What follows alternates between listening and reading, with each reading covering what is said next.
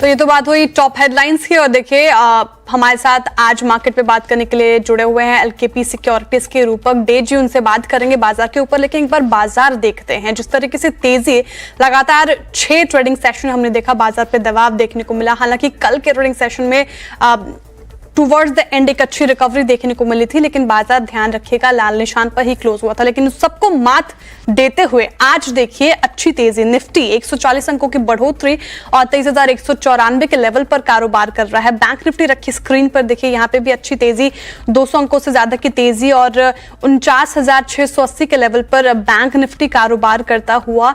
एक बार small cap और mid cap भी रखते हैं स्क्रीन पे, और वहां पे देखिए मिड कैप में आपको दिखेगा कि करीब 1% से ज्यादा, 1.25% की तेजी वहां पे देखने को मिल रही है। 51,333 के लेवल पर कारोबार कर रहा है। निफ्टी में भी देखिए 0.25% की, माफ कीजिएगा, स्मॉल कैप में भी 0.25% की तेजी यहाँ पे देखने को मिल रही है। ब्रेथ अच्छा लग रहा है मार्केट का। एक बार ब्रेथ रखिए स्क्रीन पर, गिरने वाले स्टॉक्स की संख्या आपको कम दिखेगी। मात्र 799 स्टॉक्स हैं जो अभी फिलहाल गिरकर कारोबार कर रहे हैं। वहीं बढ़ने वाले स्टॉक्स की संख्या देखिए 1791 ऐसे स्टॉक्स जहां पे तेजी हमें देखने को मिल रही है। तो फिलहाल तेजी है मार्केट में, लेकिन सवाल है कि तेजी कितनी टिकाऊ, टुवर्ड्स द एंड क्या ये सस्टेन होगी, यहां से रणनीति क्या रहेगी, क्या अप्रोच रखें। 1 बज रहे हैं और अभी बाजार क्लोज होने में टाइम है। रूपक दी जी हमारे साथ जुड़े हुए हैं। रूपक दी जी बताइए कि कैसे अप्रोच यहाँ पे रखें इन्वेस्टर्स या ट्रेडर्स, आपकी रणनीति एनालिसिस क्या कहती है? जी, मुझे लगता है कि सेंटिमेंट पॉजिटिव रहना चाहिए इंट्राडे बेसिस और वेरी शॉर्ट टर्म के लिए। और शॉर्ट टर्म का सपोर्ट हो जाएगा 23,000। कल का सत्र में हम लोग देखे थे कि निफ्टी ने लॉन्ग लेग डोजी पैटर्न बनाया और एक डबल बॉटम भी बनाया। तो ओवरऑल सेंटिमेंट शॉर्ट टर्म के लिए पॉजिटिव रहना चाहिए। शॉर्ट टर्म में अपसाइड में रेजिस्टेंस दिख रहा है 23,600 से लेकर 660 तक।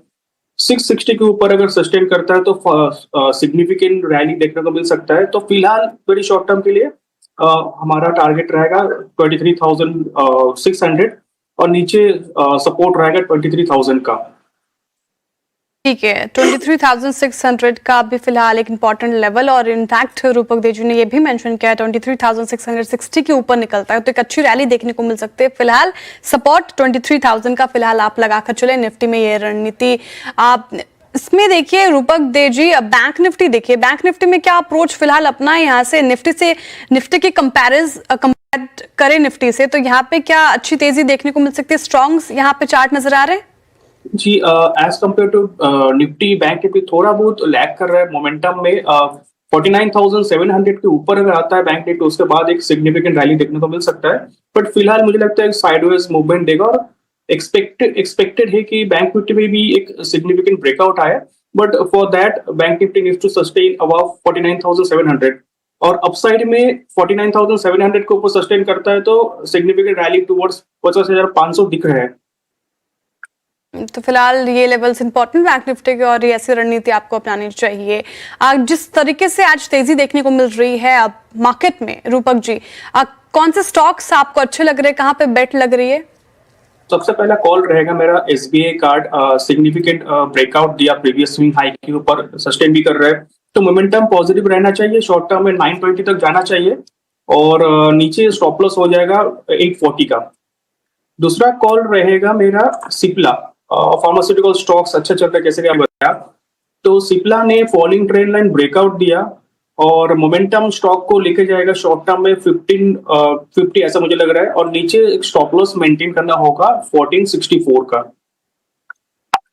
ठीक है, सिप्ला और एसबीआई कार्ड ये दोनों बाई साइड की ट्रेड रूपक जी की तरफ से आते हुए एसबीआई कार्ड अपने 52 वीक हाई के ऊपर अच्छी तेजी आज के सत्र में देखने को मिल रही है। सिप्ला इनफैक्ट फार्मा सेक्टर आज अच्छा तेज कर रहा है, यहाँ पे भी बाई साइड 1464 का देखिए स्टॉप लॉस लगाकर चलना है सिप्ला में। तो ये तो हुई पिक्स की बात, लेकिन देखिए अब बात करते हैं मिड कैप में क्या यहाँ पे एक्शन देखने को मिल रहा है। अब हाल लेते हैं उन मिड कैप शेयरों का जिनमें सबसे ज्यादा हलचल देखने को मिल रही है। देखिए शुरुआत करते हैं चढ़ने वाले शेयर्सों की और जुबलेंट फूड देखिए रिजल्ट के बाद इसमें अच्छी तेजी, इनफैक्ट ब्रोकरेजेस हाउस भी बुलिश नजर आए, 5.5% की तेजी यहाँ पे देखने को मिल रही है। गोदरेज प्रॉपर्टीज में देखिए अच्छी खरीदारी 6% के करीब यहाँ पे तेज होता हुआ। एसबीआई कार्ड अभी मेंशन भी कर रहे थे हम, 5.5% की तेजी इसमें देखने को मिल रही है। भारत डायनेमिक्स में भी अच्छी खरीदारी और 4.5% के करीब तेज होता हुआ। लेकिन कुछ ऐसे स्टॉक्स जहां पर मिड कैप में देखिएगा आप दबाव देखने को मिल रही है। पीआई इंडस्ट्रीज उसमें शामिल, 2.5% की गिरावट। ऑयल इंडिया में मुनाफा वसूली 1.25% के करीब। वोल्टास देखें यहाँ पे 2% से ज्यादा लुढ़क गया। एम्फेसिस से भी नहीं हो पाया, 2.25% से ज्यादा गिरकर फिलहाल कारोबार कर रहा है। लेकिन आप देखिएगा एक ऐसा पैक एनबीएफसीज में अच्छी खरीदारी आपको देखने को मिलेगी। मुथूट फाइनेंस देखें यहाँ पे लगभग 7.25% की तेजी। पुणे वाला फिनकॉप देखिए यहाँ पे भी अच्छी खरीदारी देखने को मिल रही है, 4.25% के करीब तेज होता हुआ। चोला इन्वेस्ट देखें यहाँ पे 3.5% से ज्यादा की तेजी, और यहाँ पे कॉल्स भी गई थी, उस पर भी बात करेंगे। और पीएफसी भी इस लिस्ट में शामिल है, देखिए लगभग 4.25% से ज्यादा तेज होता हुआ। इनफैक्ट आप नजर दौड़ाएंगे तो देखिए मेटल शेयरों में भी आज अच्छी तेजी है। सेल चढ़ के कारोबार कर रहा है 5% के करीब। जेएसपीएल इस लिस्ट में शामिल 2.25% के करीब तेजी। कल्याणी स्टील्स देखिए यहाँ पे 3.25% से ज्यादा की तेजी। और हिंदुस्तान कॉपर भी आज उछल गया आज के सत्र में 3.25% से ज्यादा।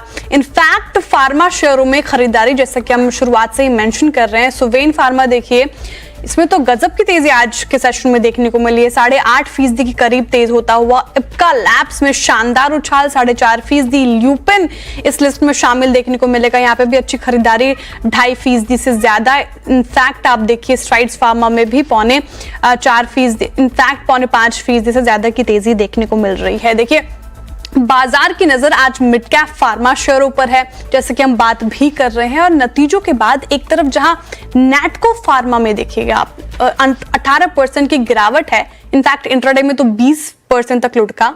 वहीं आप दूसरी ओर देखिए सुवेन फार्मा में 8% की तेजी यहां पे देखने को मिल रही है। नतीजों में क्या है ऐसा, इसको समझने के लिए हमारे साथ है विनी मोतवाला। विनी, सबसे पहले आप बताइए कि फार्मा में 18% की गिरावट क्यों आई है? तो नैटको फार्मा के काफ़ी वीक नंबर्स आए हैं Q3 FY25 में, और मेनली ये है बिकॉज डेवलपमेंट सेल्स है वो बंद हो चुकी है, वो रिड्यूस हो चुके हैं कंपनी की, इसीलिए year on year basis revenue देखे तो वो डिक्लाइन हो चुके हैं 37% से। मार्जिन में भी क्लियर प्रेशर आ रहा है बिकॉज डेवलपमेंट की जो सेल्स होती है उसकी वजह से मार्जिन हायर होते हैं वो ड्रग के, और उसकी वजह से मार्जिन सिर्फ 8% पे आए हैं अराउंड ये टाइम वर्सेस प्रीवियस क्वार्टर के कंपेयर ही नहीं सकते अगर रेवलमेंट सेल्स लेस हो गए हैं। तो रेवलमेंट सेल्स की वजह से काफ़ी प्रेशर आया हुआ है overall performance of the company पे। एक्सपोर्ट फॉर्मुलेशन सेल्स वो डिक्लाइन हो गए 53% से year on year basis, sequentially भी डिक्लाइन दिख रही है। और डोमेस्टिक फॉर्मुलेशन की भी सेल्स 3% से डिक्लाइन हुई है ईयर ऑन ईयर बेसिस पे। एपीआई सेल्स और क्रॉप हेल्थ सेल्स, यस वहाँ पे वो बहुत छोटा पोर्शन है कंपनी का, पर वहाँ पे ग्रोथ दिख रही है।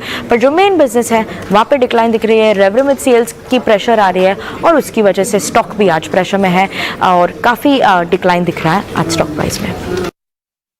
बिल्कुल, काफी डिक्लाइन देखिए इसमें, एक्सीडेंट ऑफ डे भी इसको माना जा सकता है। इनफैक्ट आप चार्ट रखिए एक बार नेटको फार्मा का, देखिए इसमें 6 महीने में 32% से ज्यादा की गिरावट, और रिजल्ट खराब और बाजार ने पनिश किया है, 18% करेक्ट हुआ है। रूपक जी, नेटको फार्मा जिनके पास है वो क्या यहाँ से अभी एग्जिट कर ले अगर लॉस में है तो, या फिर क्या रणनीति आप सुझाएंगे उनको? जी, मुझे लगता है कि 1000 का stop loss, closing stop loss लगाना चाहिए। 1000 के नीचे क्लोजिंग होते हुए दिख रहा है अराउंड 3:15 बजे, तो एग्जिट लेना चाहिए एक बार, क्योंकि 1000 के नीचे मुझे लगता है कि 934 तक आ सकता है, और रिवर्सल आएगा स्टॉक में 1035 के ऊपर। ठीक है, तो फिलहाल ये रणनीति आपको नेटको फार्मा में अपनाकर चलना चाहिए। विनी के पास दोबारा चलते, देखिए सुवेन फार्मा जैसा कि मैं जिक्र भी कर रही थी, लेकिन उसमें तेजी देखने को मिल रही है, 8% की तेजी है। विनी बताइए इस तेजी के पीछे की वजह क्या है आखिर? तो बिल्कुल आज सुवेन फार्मा फोकस में है और स्टॉक बजिंग है, क्योंकि एक तो पहले भूलिए मत कि उनके जो अर्निंग्स आए थे Q3 के नंबर्स काफ़ी स्ट्रॉन्ग नंबर्स आई थी, यहाँ पे ग्रोथ लेट थी। उनके जो फार्मा CDMO सेगमेंट है वहाँ पे बहुत अच्छी ग्रोथ दिखी है, ईयर ऑन ईयर बेसिस पे 101% की ग्रोथ है। मेनली ये जो R&D एफर्ट्स कंपनी ने लिए थे लास्ट फ्यू ईयर्स में वो अभी वर्कआउट कर रहे हैं कंपनी के लिए।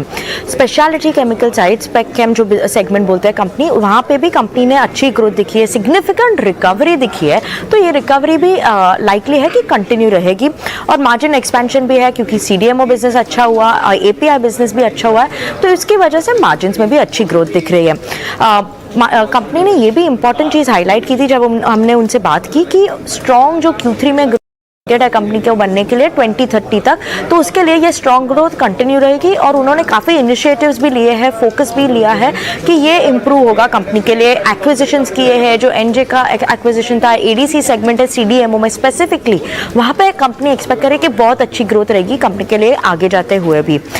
उनका जो मार्जिन गाइडेंस है वो उन्होंने बताया था कि mid-30s लेवल में है और वो ही मार्जिन गाइडेंस रहेगा, पर वो हायर साइड पे होगा। जो मार्जिन गाइडेंस है हायर साइड पे रहेगा वो मार्जिन गाइडेंस, तो हाई साइड ऑफ 30s की लेवल पे हम लोग एक्सपेक्ट कर सकते हैं। और वो ये भी बता रहे हैं कि इनऑर्गेनिक ग्रोथ अपॉर्चुनिटी है वो भी कंपनी के लिए ऑलवेज वो लुकआउट पे है, और मे बी वो प्लान भी करेंगे अगर कुछ अच्छा दिखा तो एक्विजिशंस के लिए भी वो लोग ओपन है। स्पेशली उनको वो जो टेक ड्रिवन सीडीएमओ बनना है उसके लिए एक्विजिशंस पे भी वो फोकस करेंगे। भूलिए मत, स्टॉक लास्ट नवंबर से देखे तो लास्ट नवंबर से अभी तक, नवंबर 2024 से अभी तक स्टॉक 58% से ज़्यादा गिर चुका है। करंट वैल्यू जो है FY26 की पी वो 60 टाइम्स पे है और पीक वैल्यूएशंस जो थे 81 टाइम्स पे है, तो पीक वैल्यूएशंस के पे कम पे ही ट्रेड कर रही है और इसीलिए आज स्टॉक भी फोकस में है। और लास्ट 6-7 महीनों में थोड़ी अंडर परफॉर्मेंस भी दिखी थी। बिल्कुल, सुविन फार्मा में गजब की तेजी। शुक्रिया विनी तमाम जानकारी हमारे साथ साझा करने के लिए। देखिए स्टॉक इंट्राडे में 11% तक उछल गया और मैनेजमेंट की कमेंट्री भी काफी ज्यादा स्ट्रांग, तो अच्छी नतीजे पे अच्छा चला है ये स्टॉक। इसी के साथ एक ब्रेक के लिए रुक रहे हैं, ब्रेक के बाद फिर हाजिर होंगे और आप बने रहिए CNBC आवाज के साथ।